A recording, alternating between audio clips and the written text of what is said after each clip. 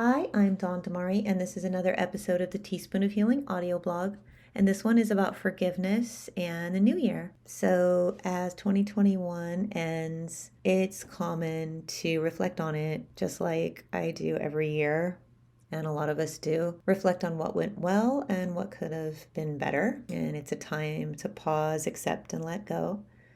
And if you set intentions or resolutions or make plans for the new year, this is a time when a lot of people do that. While 2021 has not been easy, I had a lot of happy and memorable moments this year. And while I reflect on 2021, my mind, as it often does at the end of the year, it turns to the power of forgiveness. And forgiveness is so powerful, but it's something I often forget to do. Like most of us, I get caught up in things and forget about it. I forget about how powerful it is and forget to practice it.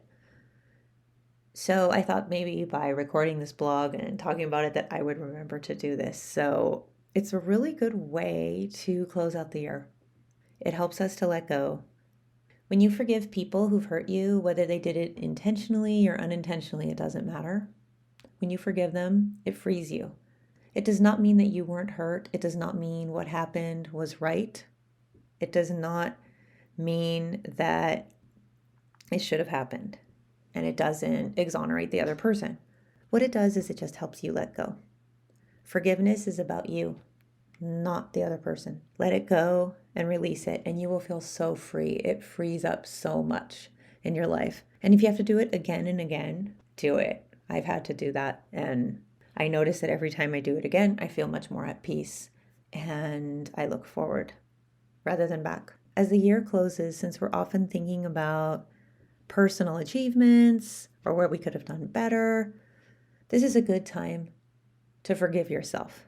Forgive yourself for any time this year where you played small.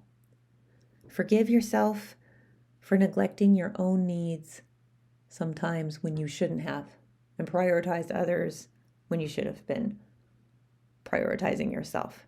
Forgive yourself for speaking or acting in a moment of emotion rather than reason. Forgive yourself for hurting anyone unintentionally. Make sure you apologize, but forgive yourself.